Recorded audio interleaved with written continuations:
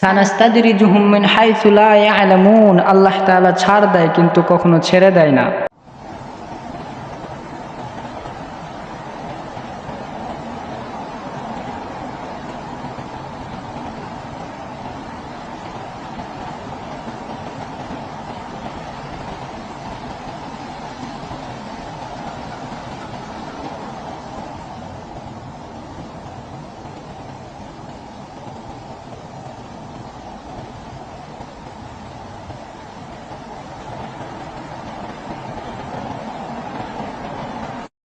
কেন?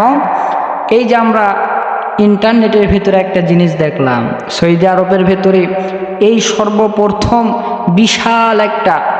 বিশাল একটা মন্দিরকে উদ্বোধন করা হলো আমাদের ভারতে। এই ভারতের মোদী সরকার, হিন্দু সরকার, এই মোদী সেই দেশের ভিতরে যায়, আরব দেশের ভিতরে, দুবাইয়ের ভিতরে যায়, সেখানে একটা বিশাল মন্দিরকে উদ্বোধন করলেন। আমরা হয়তো অনেকেই জানি, অনেকেই জানি না। যারা স্মার্টফোন ব্যবহার করি তারা আমরা বলতে পারবো, কিন্তু যারা আমরা স্মার্টফোন ব্যবহার করি না তারা হয়তো আমরা জানবো না। তো এখানে উদ্বোধন করা হলো, ভারতের মোদী সরকার উদ্বোধন করলেন। এর সাথে সেই দেশের সরকার শেখ মোহাম্মদও এই মোদী সরকারের সাথে সেটাকে উদ্বোধন করলেন। শুধু তাই নয়, আমি আরেকটা জিনিস দেখে অবাক হয়ে গেছি যে মোদী সরকার মূর্তির পায়ে ফুল দিতেছে, এরকমভাবে দুধ ঢেলে দিতেছে, ঠিক আছে। সেই দেশের সরকার মোহাম্মদ শেখ, সে একজন মুসলমানের সন্তান। এই মুসলমান হওয়ার পরে সেও মূর্তির সামনে মাথা নত করে সে সেখানে ফুল দিল। শুধু তাই নয়, তাদের সাথে সেখানে দুধ ঢেলে দিলেন। দেওয়ার পরে তিনি খুশিতে তাদের সাথে গলা মিলাইতেছেন।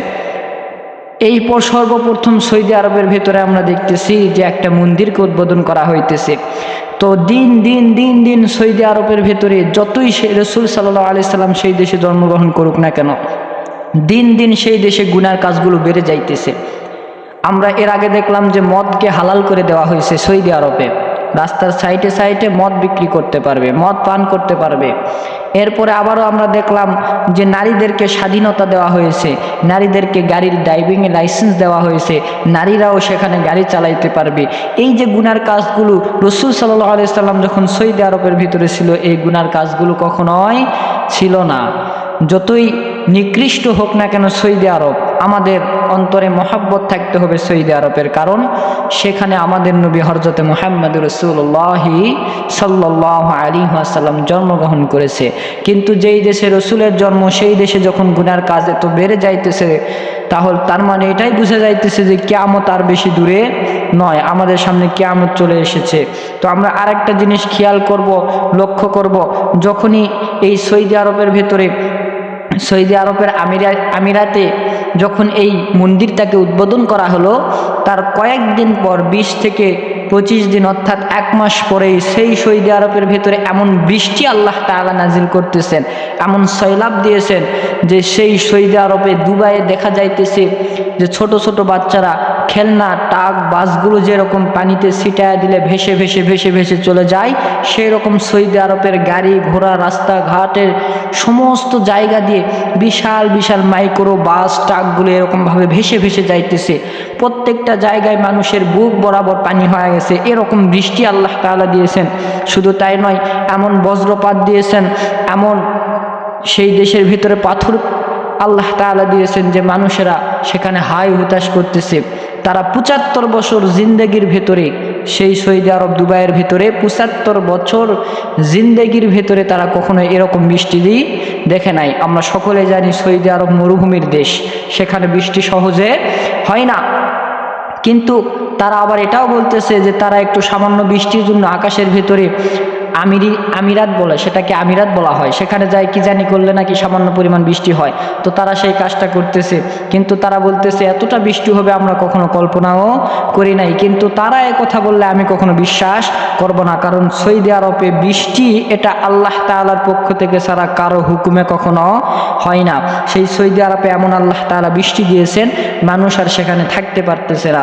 প্রত্যেকটা জায়গা থেকে গাড়ি ঘোড়াগুলো এমনভাবে ভেসে ভেসে যাইতেছে। আমাদের বাংলাদেশের ভিতরে সিলেটে যেরকমভাবে বন্যা হয়েছিল, এর চাইতে বেশি বেশি ভয়ঙ্কর বন্যা হইতেছে সেই সৌদি আরব এবং দুবাইয়ের ভিতরে। তাহলে সেই সৌদি আরব দুবাইয়ের ভিতরে, যেই দুবাইয়ে আল্লাহ তাআলা রসুল সাল্লাল্লাহু আলাইহি সাল্লাম গিয়েছিলেন, আমাদের নবী গিয়েছিলেন, রসুল সাল্লাল্লাহু আলাইহি সাল্লাম সৌদি আরবে জন্মগ্রহণ করেছিলেন, সেই সৌদি আরবে যখন গুনার কাজ বেড়ে যাইতেছে, আল্লাহ তাআলা গজব দেওয়া শুরু করে দিয়েছে। এই জন্য আমি যে আয়াতটা বলতেছিলাম, সানাস্তাদরিজুহুম মিন হাইসু লা ইয়ালামুন, যে আল্লাহ তাআলা ছাড় দেয় কিন্তু কখনো ছেড়ে দেয় না। আমরা গুনাহ করতেছি, আল্লাহ তাআলা আমাদেরকে ছেড়ে দিয়েছে, কিন্তু এমনভাবে আল্লাহ তাআলা পাকড়াও করবে, এমনভাবে ধরবে, সেদিন আর আমরা পালাতে পারবো না। এমনভাবে আল্লাহ তাআলা আমাদেরকে ধরবে, সেদিন পালানোর কোনো সুযোগ নেই। এই জন্য সম্মানিত হাজিরিন, মুসলমান ভাইয়েরা, আমার বন্ধুগণ, এই জন্য আমাদেরকে সর্বদাই আল্লাহ তাআলার ইবাদত করতে হবে, আমল করতে হবে, সর্বদাই আল্লাহ তাআলার আনুগত্য করতে হবে। গুনাহ করতেছে, আল্লাহ কিছু বলতেছে না বিধায় ভাইয়েরা আমার, কখনোই আমরা মনে করব না যে আল্লাহ আমাকে মনে হয় কিছুই বলবে না। একদিন আল্লাহ তাআলা আমাকে ধরবে, বাঁচাইতে আর কেউ পারবে না। এই সৌদি আরব হোক বা যাই হোক না কেন, মুসলমান হোক বা হিন্দু হোক, যে বেশি গুনাহ করবে আল্লাহ তাআলা তার উপরে এরকম আযাব দিবে। এই জন্য আমরা গুনার হাত থেকে সর্বদাই বেঁচে থাকবো।